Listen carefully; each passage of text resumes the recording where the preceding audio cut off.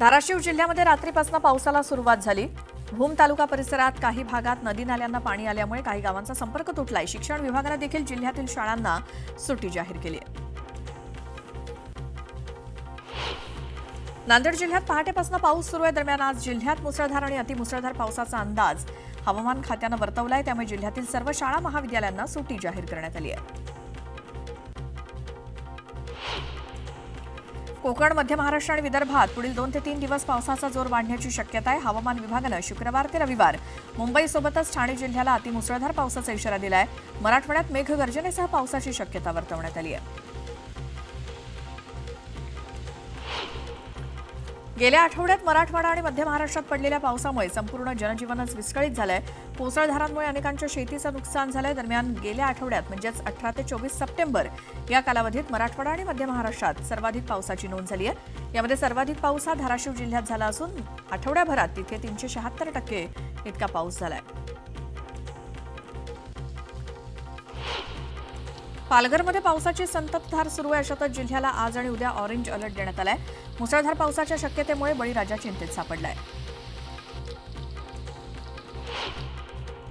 उबाठाचे 11 ऑक्टोबरला मराठवाड्यामध्ये शिबिर होणार होतं, मात्र पूरस्थितीमुळे शेतकऱ्यांचं झालेलं प्रचंड नुकसान बघता हे शिबिर रद्द करण्यात आलंय। दिवाळीपूर्वी सरकारनं नुकसानग्रस्त शेतकऱ्यांना सरसकट मदत केली नाही तर मराठवाड्यात रस्त्यावरती उतरून मोर्चा काढणार असा इशारा देण्यात आलाय।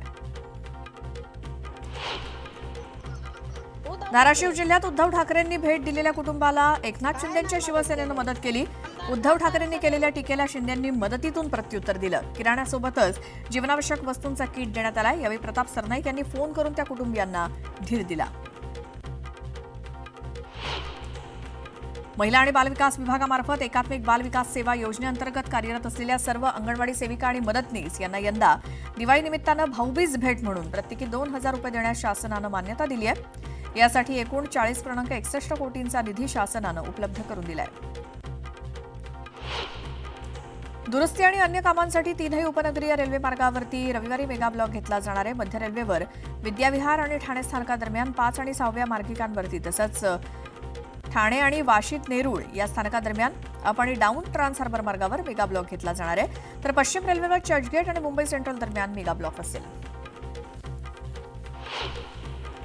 नवी मुंबई आंतरराष्ट्रीय विमानतळाच्या शुभारंभाची नवीन तारीख आता पुढे येते। येत्या 30 सप्टेंबर रोजी या विमानतळाचं उद्घाटन होईल अशी चर्चा सुरुवातीला होती, मात्र पंतप्रधान नरेंद्र मोदी यांच्या वेळापत्रकात बदल झाल्यामुळे उद्घाटनाची तारीख देखील बदलली गेल्याचं सांगितलं जात आहे। मुंबईतील बहुचर्चित मेट्रो प्रकल्प आणि हे विमानतळ अशा 2 मोठ्या प्रकल्पाचं उद्घाटन येत्या 8 ऑक्टोबर रोजी होईल अशी माहिती सूत्रांनी दिली। मध्य रेल्वेच्या छत्रपती शिवाजी महाराज टर्मिनसचा 18 नंबरचा प्लॅटफॉर्म पायाभूत कामं आणि सुरक्षा बॅरिकेड्स उभारण्याच्या कामासाठी 1 ऑक्टोबरपासून सुमारे 3 महिने बंद असणार आहे।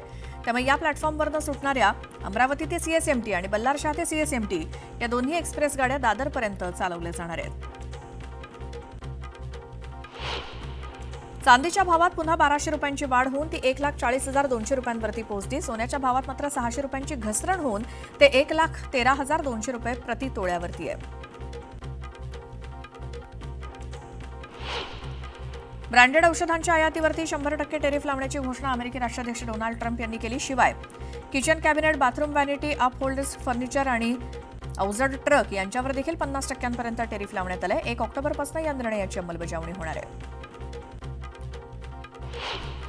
नवरात्रोत्सवानिमित्तानं आता सप्तमीच्या दिवशी सकाळी 6 ते रात्री 12 वाजेपर्यंत गरब्यावर ताल धरता येणार आहे। मुंबई उपनगराचे जिल्हाधिकारी सौरभ कटियार यांनी रात्री 12 वाजेपर्यंत ध्वनिक्षेपक आणि ध्वनिवर्धक यांच्या वापराची परवानगी दिली। अष्टमी आणि नवमीला वापराची परवानगी देण्यात आली होती खरं, मात्र त्यात आता 29 सप्टेंबर या दिवसाचा देखील समावेश करण्यात आलाय।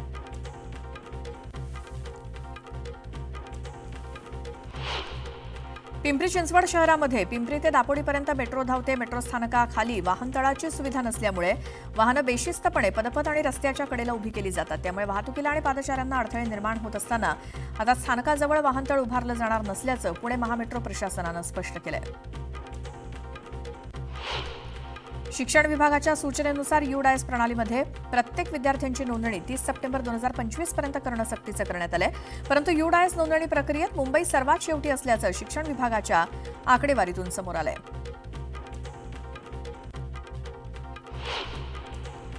बीएससी नर्सिंग अभ्यासक्रमासाठी असलेल्या पात्रता निकषांमध्ये बदल करण्याचा निर्णय राज्य सामायिक प्रवेश परीक्षा कक्षाकडून घेण्यात आलाय.